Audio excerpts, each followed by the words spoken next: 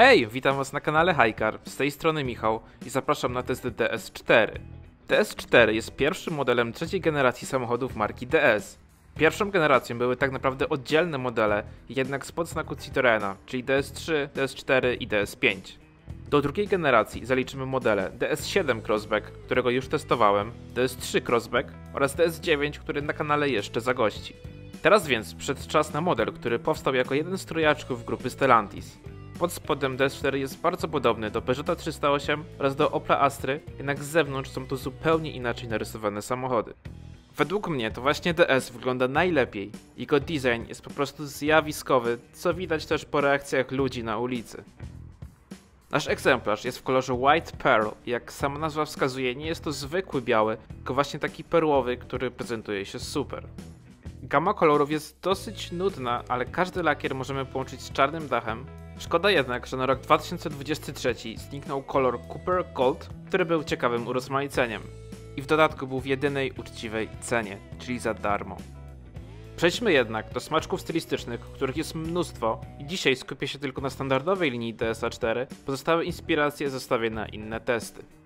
Z przodu mamy dosyć prostą maskę z takim paskiem biegnącym przez jej środek, zakończonym emblematem oznaczającym inspirację. W naszym przypadku jest to Rivoli. Niżej reflektory wraz z niespotykanym designem świateł do jazdy dziennej, a także ogromny grill z diamencikami o różnych rozmiarach wraz z dużym logo DS. W dolnej części jeszcze chromowana pozioma listwa. Z profilu możemy zauważyć lekko opadającą linię dachu, a także chromowaną listwę powyżej linii okien. W każdej wersji dostaniemy też dwukolorowe lusterka, a wokół okien mamy trochę elementów z pianoblek schodzących się na słupku C z logo DS. Elementem, który przyciąga najwięcej uwagi, są jednak zawsze chromowane klamki, zlicowane z nadwoziem i wysuwające się po otwarciu zamka. Wygląda to super, ale przed nami pierwsza zima i zobaczymy, jak się spiszą na dużym mrozie. W dolnej części drzwi mamy jeszcze fragment z czarnego matowego plastiku i trochę chromu. Drzwi zakrywają też w całości progi, co jest bardzo praktyczne, bo nie ubrudzicie sobie nogawek wsiadając czy wysiadając. Jeśli chodzi o koła, to są tutaj bardzo ładne felgi Sevilla, przeznaczone właśnie dla wersji Rivoli w rozmiarze aż 19 cali z oponami 205×55. Gama felg jest całkiem spora i rozmiary zaczynają się od 17 cali przez 19 aż do 20 cali. Tył jest moim ulubionym miejscem na zewnątrz. Popatrzcie tylko, jak on wygląda. Jest mega szeroki, a zarazem niski, co daje idealne proporcje.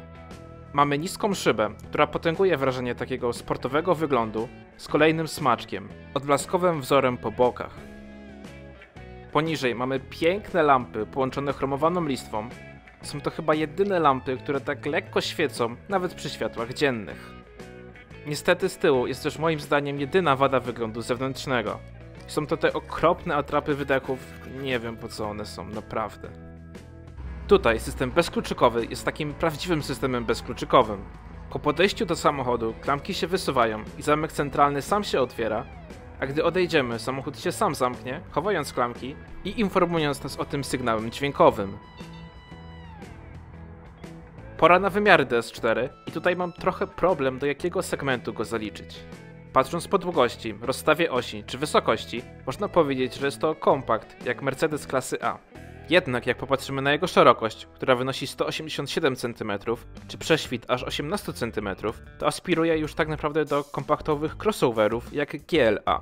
Więc można powiedzieć, że jest on takim modelem pomiędzy segmentami.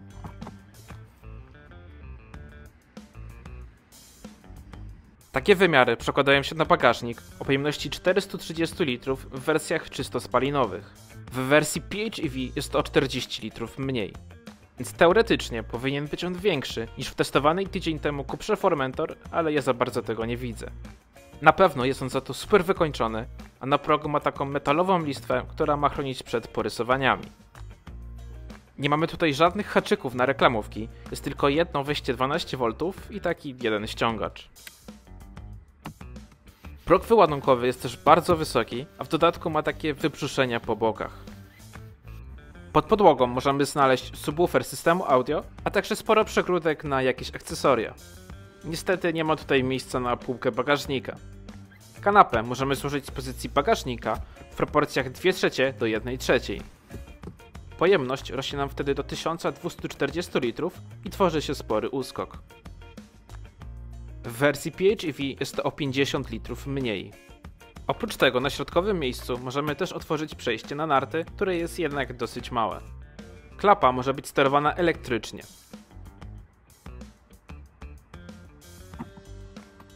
Wskakujemy na kanapę, chociaż to może być trochę trudne, ponieważ po pierwsze, jak widzicie, drzwi otwierają się dosyć wąsko, sam otwór drzwiowy też nie jest za duży, do tego próg jest bardzo szeroki. Siedząc sam za sobą przy wzroście 1,72 m mam niby dużo miejsca przed kolanami, dodatkowo oparcie fotela jest tak wyprofilowane, aby było go więcej, pod fotelem opuszczonym maksymalnie jest mało miejsca na buty, a nad głową też niby mam 4 palce wolnego miejsca, ale przez okno dachowe przed oczami jest taki garb, a do tego dosyć blisko głowy jest krawędź auta. Sama kanapa wygląda na płaską, jednak jest lekko wyprofilowana, a do tego miękka. Niestety siedzisko jest krótkie, a do tego niskie, więc tak naprawdę siedzimy tylko tyłkiem, a uda mamy w powietrzu, co jest po prostu niewygodne. Na skrajnych miejscach są wejścia Isofix, a zagłówki regulują się w takim stopniu i są również mięciutkie. Na środkowym miejscu otwierany miękki podłokietnik z 2 uchwytami na kubki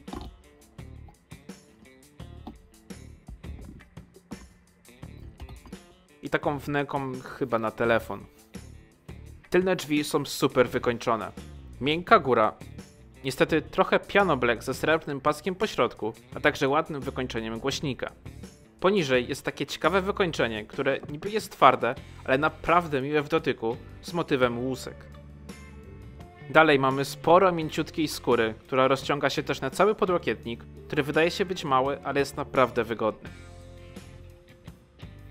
Mamy także przeszycia i aluminiową klamkę, a schowki są miękko wyścielone materiałem, dzięki któremu nic tam nie hałasuje. Oparcie fotela na krawędziach jest miękkie, ale na środku jest niestety twardy plastik, który dopiero w pakiecie skórzanym jest miękki. Mamy gazetowniki, a na środku są kratki nawiewów, 2 wyjścia USB-C i taka mała półeczka. Posłuchajmy jeszcze dźwięku zamykania drzwi.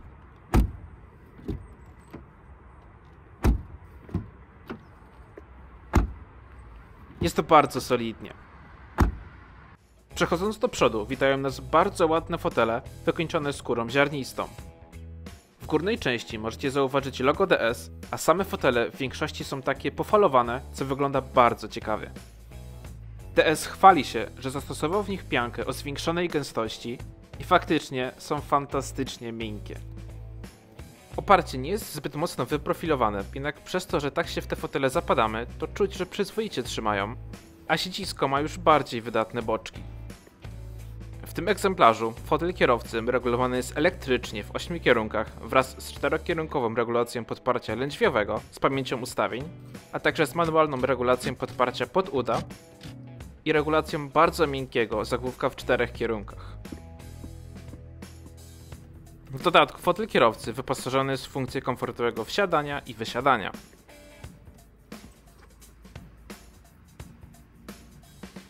Fotel pasażera może być również regulowany w pełni elektrycznie, ale tutaj mamy regulację manualną, na szczęście z podparciem lędźwiowym, jednak ma okropnie krótkie siedzisko, przez co uda musimy trzymać w powietrzu, więc jest to fotel dla bardzo niskich osób.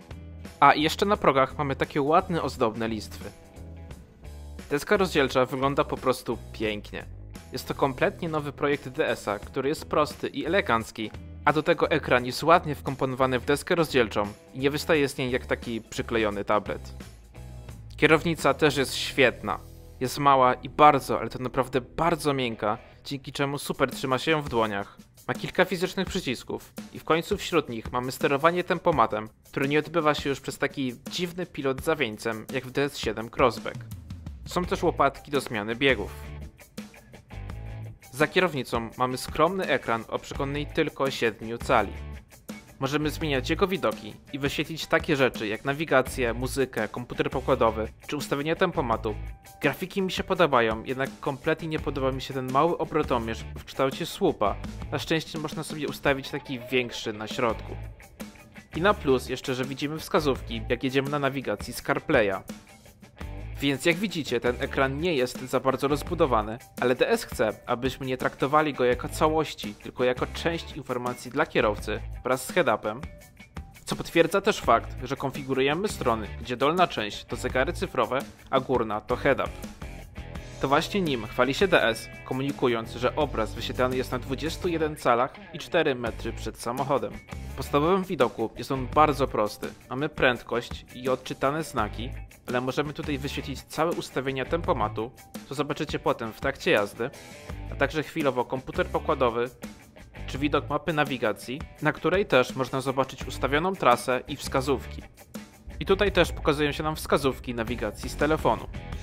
Na środku wita nas ekran głównych multimediów, który ma 10 cali i naprawdę znakomitą jakość.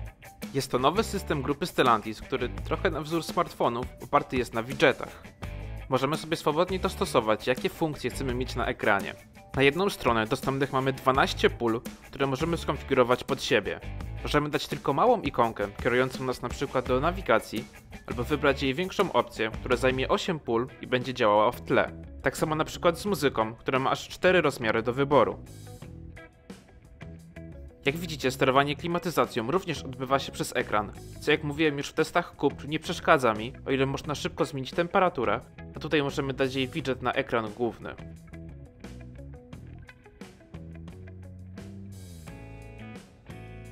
Jest też całkiem sporo ustawień, które możemy przypisać do konkretnego profilu, włącznie z ustawionymi widokami wszystkich wyświetlaczy, co jest super opcją, bo każdy kierowca może ustawić wszystko pod siebie.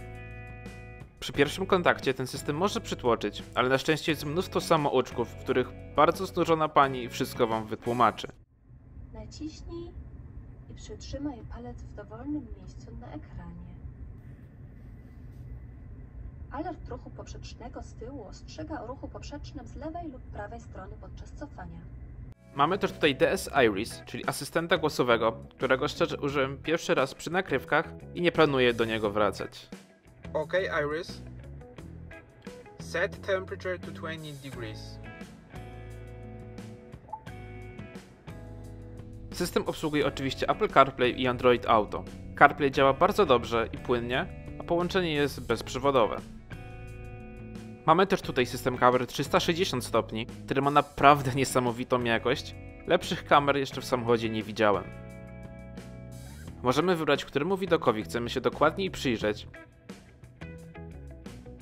A przy maksymalnym skręceniu oczywiście linie się ruszają, ale możecie zauważyć, że obraz lekko skręca. Z przodu tak samo. Dodatkowo przy rzuceniu biegu wstecznego oba boczne lusterka obniżają się, aby ułatwić nam parkowanie.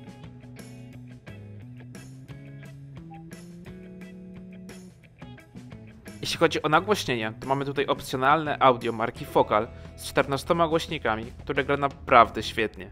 Głos jest mega czysty, nawet przy mocnym podkręceniu głośności, a tony niskie i wysokie są bardzo pełne i przyjemne.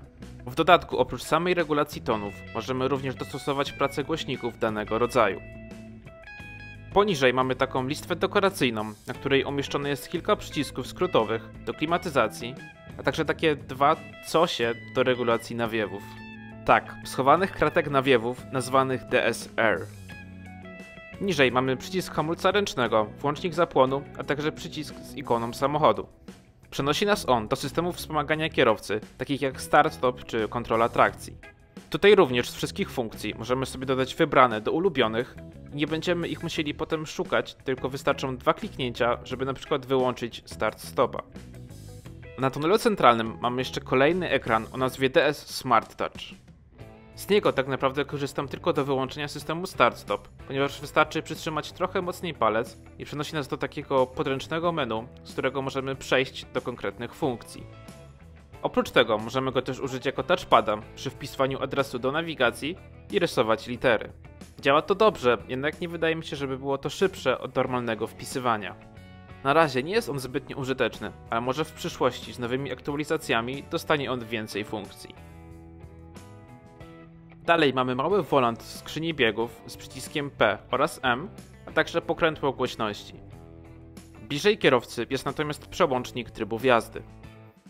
Na podsufitce mamy przycisk SOS, a także do otwierania okna dachowego. Jednak najpierw musimy manualnie odsunąć roletę, pewnie dlatego, że okno dachowe jest raczej z tych mniejszych. DS4 jest bardzo dobrze wykończony. Tutaj nie mamy pełnego pakietu skórzanego, więc na przykład środek kierownicy nie jest obszyty skórą. Cała góra deski rozdzielczej jest miękka, a na jej pionowej ściance ten sam wzór z motywem łusek, o którym mówiłem przy tylnych drzwiach. Jest on twardy, ale bardzo miły w dotyku. W pakiecie skórzanym będzie on w całości zastąpiony skórą. Poniżej mamy ozdobną srebrną listwę, która jest plastikowa, ale wygląda bardzo ładnie za sprawą takiego wzorka małych diamencików. Znajduje się on również na starterze i na kierownicy. Pokrywa dużego schowka jest miła w dotyku i pokryta chyba cieniutką warstwą jakiegoś materiału, bo również nie jest całkiem twarda. Boczki konsoli centralnej są już mięciutkie i praktycznie w całości obszyte skórą, dopiero w miejscu, gdzie już nie stykamy kolanem, jest twardszy matowy plastik. Wokół ekranu i skrzyni biegów znowu mamy sporo tego ozdobnego plastiku, a sam wolant i pokrętło głośności również wyglądają bardzo ładnie. Możemy też tutaj oprzeć nadgarstek na mięciutkiej poduszeczce albo łokieć na jeszcze bardziej miękkim podłokietniku.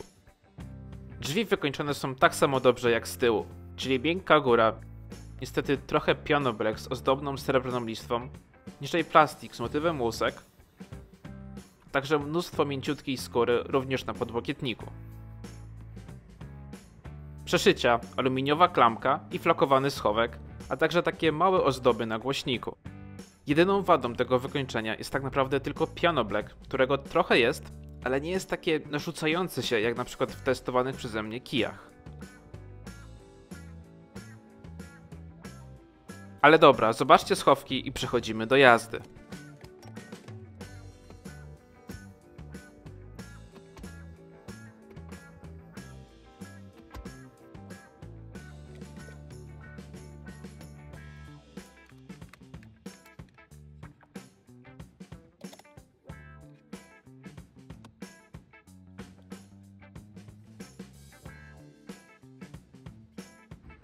Idziemy teraz pod maskę, która jak widzicie otwiera się na siłownikach.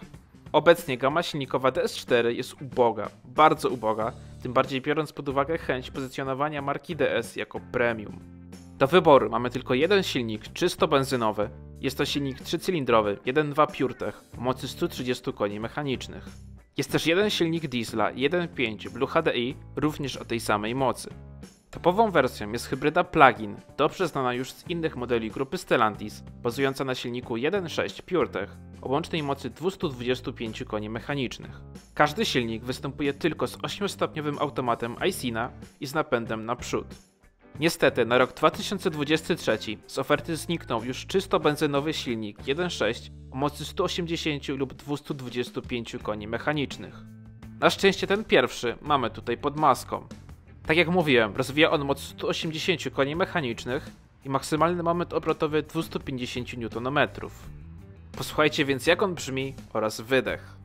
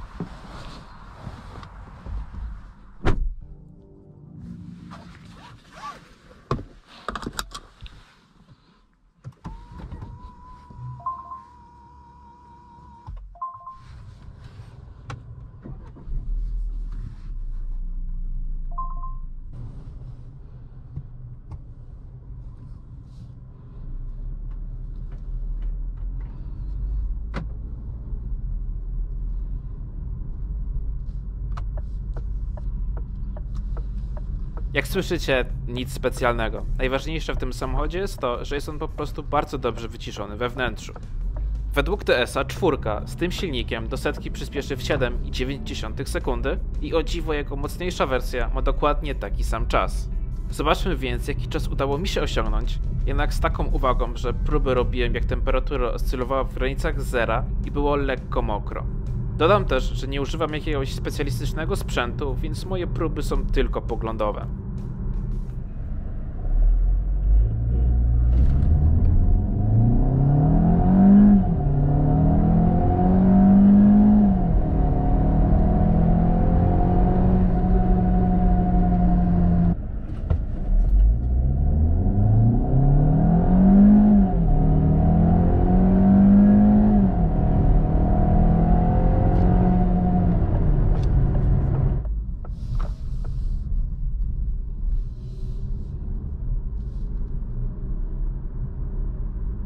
Jak widzicie, uzyskałem troszkę gorsze czasy, ale jakoś kompletnie mnie te wyniki nie interesowały. Znaczy tak, jest to dynamiczny silnik i to czuć bez jakiegoś mierzenia czasów, tylko po prostu sam charakter tego DS-a sprawia, że kompletnie nie czuję potrzeby jeżdżenia nim szybko.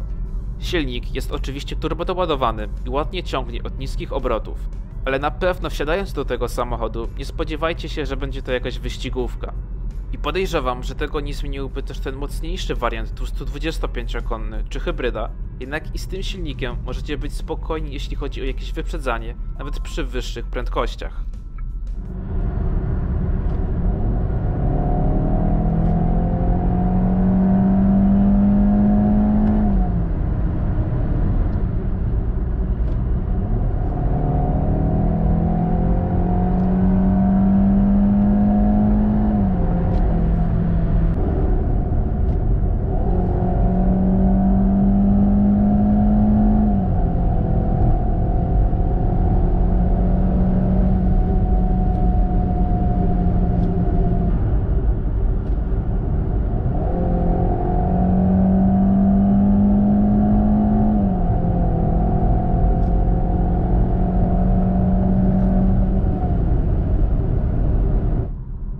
Jak widzieliście, skrzynia biegów też jest dostosowana do charakteru tego samochodu.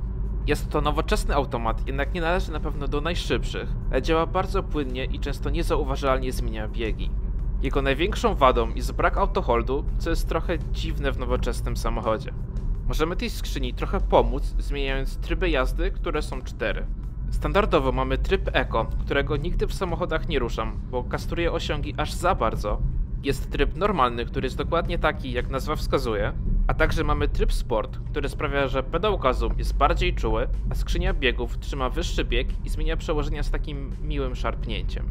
Dodaje on też wspomaganie brzmienia silnika z głośników, które jest o dziwo przyjemne i na tyle subtelne, że praktycznie nie przeszkadza.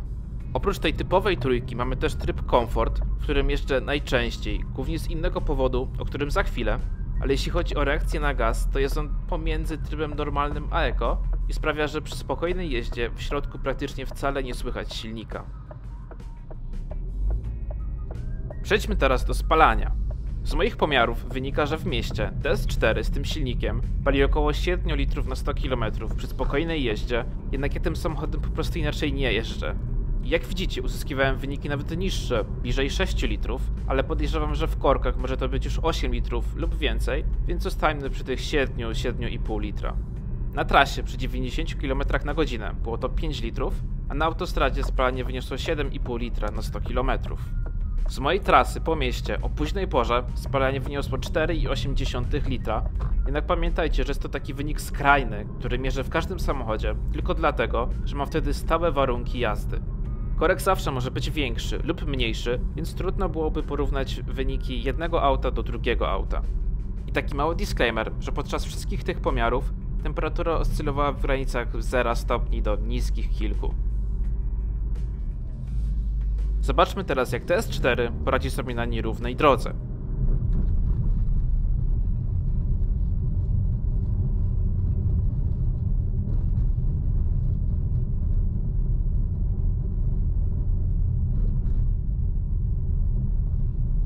Jest naprawdę świetnie.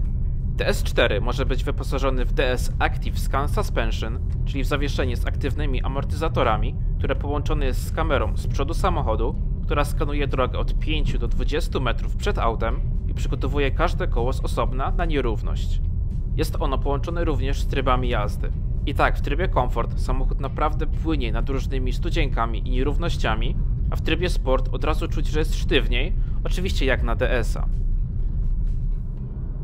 Tryby jazdy wpływają również na moc wspomagania kierownicy, jednak ten w trybie sport wydaje się być tak sztucznie ciężki i nie pomaga wcale w czuciu przednich kół, ale naprawdę nie jest to samochód, którym będziecie chcieli szybko jeździć po zakrętach, chociaż prowadzi się całkiem dobrze.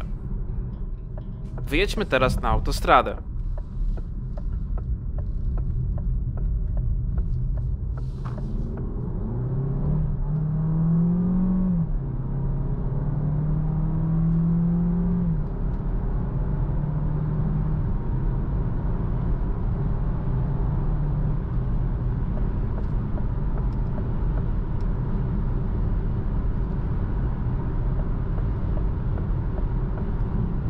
Tutaj DS4 pokazuje tylko więcej zalet.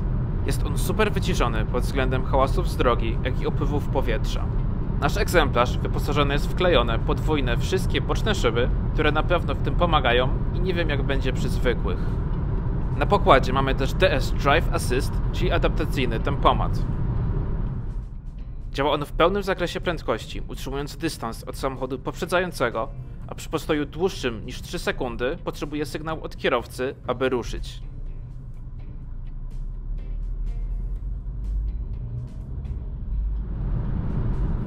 Tempomat sugeruje nam też zmianę ustawionej prędkości na bazie odczytanego znaku i danych z nawigacji.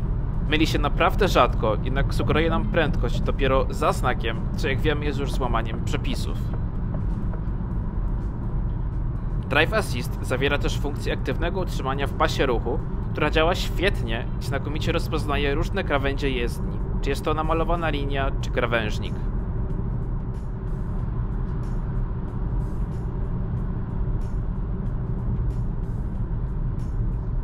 Nie powinno więc też dziwić, że zdał on mi test szykany i robi to za każdym razem, ale w odróżnieniu od Key Sportage akurat przed kamerą zrobił to najgorzej, ponieważ na końcu za mocno chciał odbić w lewo, co zdarzyło mu się pierwszy raz, a robiłem ten test już z kilkanaście razy. W roku modelowym 2023 debiutuje ulepszona wersja DS Drive Assist 2.0, która podąża w stronę już tempomatu aktywnego i Travel Assista z grupy Waga. Zawierać ma półautomatyczną zmianę pasa ruchu, dostosowanie prędkości do przebiegu drogi, a także zmianę prędkości przed znakiem, aby przy nim jechać już z przepisową. Jestem bardzo ciekaw, jak on będzie działał i na pewno go dla Was przetestuję. Przejdźmy teraz do ujęć nocnych.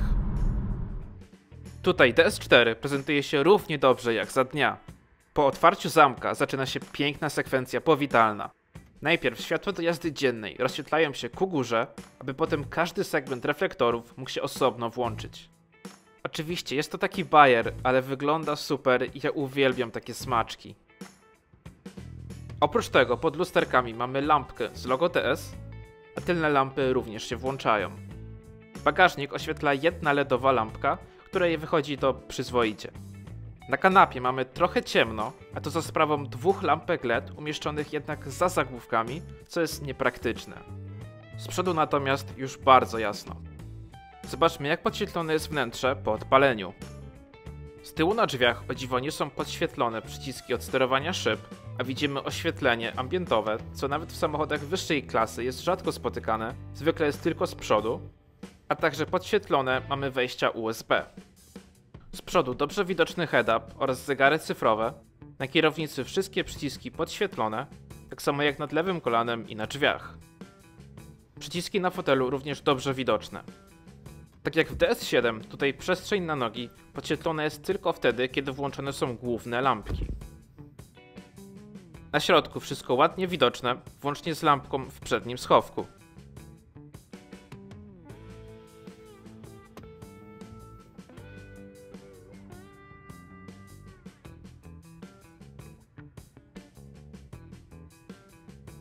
Pod podłokietnikiem bardzo mocne oświetlenie LEDowe, tak samo jak w schowku przed pasażerem. Na podsufitce mamy dotykowo sterowane oświetlenie i takie dwie małe lampki, które rzucają lekką poświatę na konsolę centralną, a lusterka są mocno oświetlone. Jak widzieliście, mamy też tutaj oświetlenie ambientowe, obecne na desce rozdzielczej, przed pasażerem, na wszystkich drzwiach i przy wolancie skrzyni biegów. Należy ono do tych bardziej subtelnych i mi się to podoba. Możemy wybrać tylko z 8 przygotowanych przez DS-a kolorów, które będą zmieniały się też w zależności od wybranego trybu jazdy.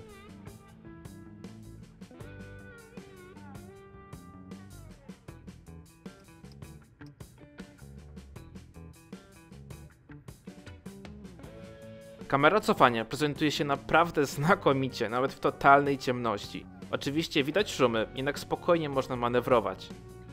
Jeśli damy jej trochę światła, to już naprawdę wszystko widać, prawie jak za dnia. To teraz zobaczmy oświetlenie na zewnątrz. Z przodu mamy wszystko oczywiście w technologii LED, z reflektorami podzielonymi na 3 segmenty, a także z pionowymi ogromnymi kierunkowskazami. Z boku na lusterku również LEDowy kierunkowskaz, a z tyłu przepiękne lampy full LED z dynamicznymi kierunkowskazami. Lampy mają piękny wzór 3D w kształcie szlifu diamentowego. Prawdziwe motoryzacyjne dzieło sztuki. Tak prezentują się reflektory na postoju. Popatrzcie tylko, jak niesamowicie szeroko świecą, a do tego naprawdę mocno i wysoko.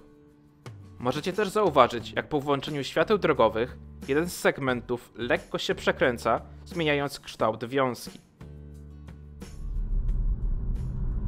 Jak mogliście się już domyślić, nie są to zwykłe reflektory LEDowe. Są to reflektory matrycowe DS Matrix LED Vision. Zasada ich działania jest podobna do innych świateł matrycowych, czyli gdy jedziemy ciemną drogą, to włączone są cały czas światła drogowe, a samochód sam wycina fragmenty wiązki, aby nie oślepić innych kierowców. Tutaj działa to znakomicie i jeszcze nie zdarzyło się, żebym kogoś oślepił, a tych stref jest naprawdę mnóstwo. Jednak oprócz tej funkcji, obecne tutaj reflektory dostosowują również wiązkę świecenia do prędkości czy warunków atmosferycznych. Na przykład podczas jazdy po mieście wiązka jest krótsza, ale bardzo szeroka, natomiast jadąc z wyższą prędkością zmienia ona swój kształt i zasięg świecenia do około 280 metrów. Dodatkowo reagują one też na skręt kierownicy, zapewniając aktywne doświetlanie zakrętów. I tak prezentują się na autostradzie. Naprawdę ogólnie zrobiły one na mnie ogromne wrażenie. Mamy tutaj jeszcze jedną rzecz do omówienia, czyli system Night Vision. Jest to obraz z kamery termowizyjnej umieszczonej z przodu na grillu, pokazywany na zegarach cyfrowych. Przed jazdą z tym systemem myślałem, że jest on raczej takim bajerem, który nie jest aż tak użyteczny, ale jak bardzo zmieniło się moje zdanie, kiedy jadąc ciemną drogą przez las ostrzegł mnie o małym zającu, który chciał przejść przez jezdnię. Bez tej kamery praktycznie do samego końca nie byłem w stanie go zauważyć. Oprócz tego zaznacza on także ludzi w takie zielone prostokąty, które zmieniają się na czerwone, jeśli samochód uzna, że mogą być dla nas zagrożeniem. Tak naprawdę jedyną wadą tego systemu w DS-ie 4 jest mały rozmiar ekranu zegarów cyfrowych. Naprawdę połączenie tych reflektorów i systemu Night Vision kompletnie zwiększa bezpieczeństwo jazdy nocą. Porozmawiajmy teraz o cenie. Ceny DS-a 4 zaczynają się od 141 000 złotych za wersję Bastille z silnikiem 1.2 PureTech. Dopłata do silnika diesla to 7 000, a do hybrydy plug-in to już 42 000 złotych.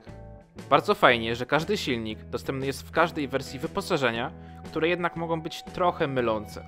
I tutaj pomaga ta grafika, na której dokładnie widać, że wersje Performance Line bazują na Bastille, jednak są odpowiednio na poziomie Trocadero i Rivoli w przypadku wersji z plusem. Odmiana Cross jest dokładnym odpowiednikiem standardowych wersji wyposażenia i wymaga dopłaty 3000 zł. Tak więc wygląda podstawowa wersja Bastille, która jako jedyna ma 17-calowe felgi, jednak poza tym wygląda naprawdę dobrze, w czym pomaga jeszcze ten czerwony kolor bez dopłaty. W środku możemy zobaczyć, że brakuje tutaj tego małego ekraniku DS Smart Touch i są zupełnie inne fotele, które po prostu wyglądają trochę biednie. W kontraście tak wygląda najwyższa wersja wyposażenia Opera z czarnym dachem i 20-calowymi felgami. W środku pełne wykończenie skórzane ze wzorem bransolety zegarka na fotelach, a jej cena to już 265 000 złotych. Z poleceniem optymalnej cenowo wersji jest trochę problem, ponieważ nie ma już samego silnika 1.6 PureTech bez elektryki. W tym przypadku przy takiej różnicy w cenie muszę polecić silnik 1.2 PureTech w wersji Trocadero z kilkoma dodatkami, której finalna cena to 185 000 złotych. Tak, bardzo dużo jak na 3 cylindry, jednak w przypadku hybrydy z takim wyposażeniem byłoby to już jakieś 230 000. Tak więc, przechodząc do podsumowania, uwielbiam ten samochód, jak pewnie mogliście zauważyć podczas tego testu. Oczywiście jestem świadom jego wad, takich jak mało miejsca na tylnej kanapie, brak autoholdu, czy nie jakiś super praktyczny bagażnik, ale urzeka mnie w nim, że jest po prostu jakiś. Nie stara się być samochodem do wszystkiego, jednocześnie tracąc charakter, tylko ewidentnie widać, że jest nakierowany na jak największy komfort w tej klasie samochodów. Zaczynając od fotela kierowcy, w którym się znakomicie siedzi, kierownicy, którą się świetnie trzyma i super wykończenia wnętrza w miejscach, w których faktycznie mamy kontakt z samochodem. Przez płynnie działający automat, mega komfortowe zawieszenie i wyciszenie na super poziomie wraz z genialnym systemem audio, po sam wygląd, który jest oryginalny i według mnie piękny, a także mnóstwo takich smaczków stylistycznych, które potęgują wrażenie wyjątkowości. Naprawdę, jest to samochód, który spokojnie można kupić oczami, ale jeśli to was nie przekona, to przejedźcie się nim i gwarantuję, że albo go pokochacie, albo totalnie nie przypadnie wam do gustu. I to jest w nim piękne. Także dzięki za oglądanie. Zapraszam do sekcji komentarzy pod filmem, gdzie możemy więcej podyskutować. Jeśli podoba się wam ten kanał i chcecie pomóc w jego rozwoju, to możecie zostawić subskrypcję przyciskiem pod filmem, lajka czy właśnie komentarz i widzimy się w następnych filmach. Bye!